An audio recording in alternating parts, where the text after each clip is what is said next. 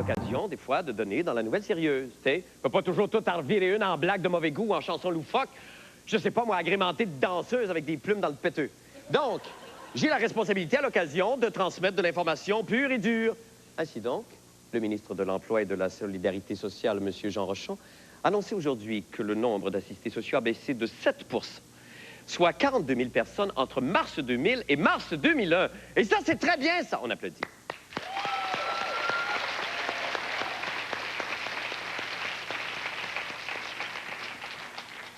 Permettez-moi cependant de me demander, qu'est-il donc advenu de ces personnes? Musique, mégo.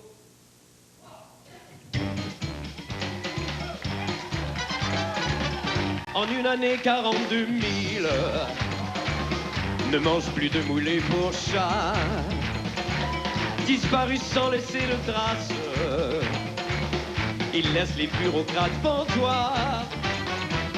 Qu'advient-il de nos prestataires? Doit-on blâmer le plein emploi?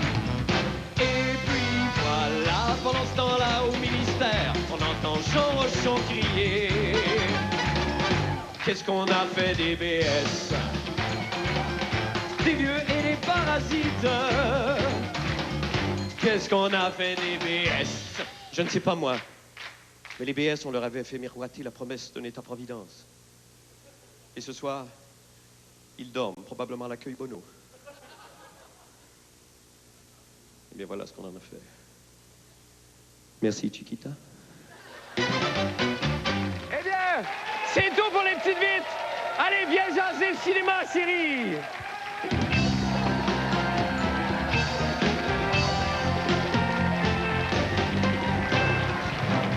Exactement. J'étais en tournée. Oui, vous étiez en tournée tout en continuant à faire des affaires. C'est le temps des impôts. Absolument. Les impôts de compagnie sont terminés. Maintenant, c'est les impôts des particuliers. Est-ce qu'on vous envoie? Est-ce qu'on vous demande des questions? Absolument. J'ai reçu beaucoup de courriels et de emails de gens, parce que bon, ça fait un petit bout de temps que je suis pas venu et je le sens dans la population, que les gens ont de la difficulté financièrement, ont besoin de trucs. Et j'ai même reçu des emails qui me frustrent, mais des choses que j'ai déjà enseignées ici. Il y a des gens qui disent qu'ils ont de la difficulté à lire encore les pages économiques dans les journaux. Oui, ben, c'est comme une page, par exemple, comme ça ici. Oui. J'ai de la difficulté à... Puis pourtant, tu as les deux côtés, c'est quand même assez simple. C'est quand même... Mais je me dis, bon, je vais le refaire quand même pour aider les gens. Il y a une section dans la presse d'hier, dans le cahier économie, qui met dans le coin les pires et les meilleurs rendements. Donc, quelqu'un qui ne connaît rien là-dedans, qui lit ça, qui ne connaît rien, bien là, il y a cette section-là pour eux. Si je regarde, par exemple, ici, dans les actions d'Amérique latine, ils disent le AIMC de croissance d'Amérique latine, le meilleur rendement est de 3,34. Ça, c'est sûr que sur le coup, tu dis, oups. Mais à côté, tu as son pire rendement, qui est la croissance d'Amérique latine, encore une fois, est de 2,61. Ça, c'est le pire, là, 2,61. OK. Tu vois? Bon. Fait que ça, c'est sûr que tu as ça dans le cahier économie. Il y a autre chose, il y a une tendance, j'ai reçu beaucoup d'emails, je ne sais pas si tu as entendu parler de la simplicité volontaire. La simplicité volontaire. La simplicité volontaire. C'est des gens qui veulent pas trop entrer dans la société de consommation et de travailler moins fort, de prendre le temps de vivre, donner du temps à la famille. OK. Puis j'imagine avec ça, ils vont vouloir faire plus d'argent. C'est ridicule. Ce qui arrive, c'est que ça vient d'un sentiment de culpabilité. Les gens, par exemple, bon, un père de famille qui consacre sa vie à son travail, se dit à un moment donné, je vois pas, par exemple, mon enfant. Est-ce que l'enfant peut... Est-ce que ça peut avoir un impact sur l'enfant? C'est-à-dire que le père passe sa vie au travail et soit absent pour l'enfant? La réponse est non. Il n'y a pas d'impact chez l'enfant. Il n'y a pas d'impact chez l'enfant. Sauf que, non, mais il se doit d'agir en conséquence. S'il est là un soir par 2 semaines, et là, l'enfant va vouloir attirer l'enfant de l'attention de son père, il va dire, papa, je t'aime, je t'ai fait un dessin. Évidemment, dans une situation comme ça, le père se doit d'ignorer l'enfant totalement. OK, oui, c'est ça, parce que...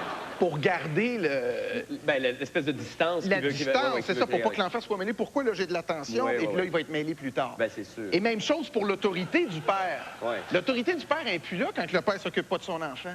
Et l'enfant, pour grandir sainement, a besoin de cette autorité-là du père. Donc, les rares fois que le père s'adresse à l'enfant, il se doit d'être très violent et agressif envers lui pour avoir un enfant équilibré. Oui, bien non, mais c'est vrai, c'est des choses de base qu'on oublie. Oui, c'est vrai.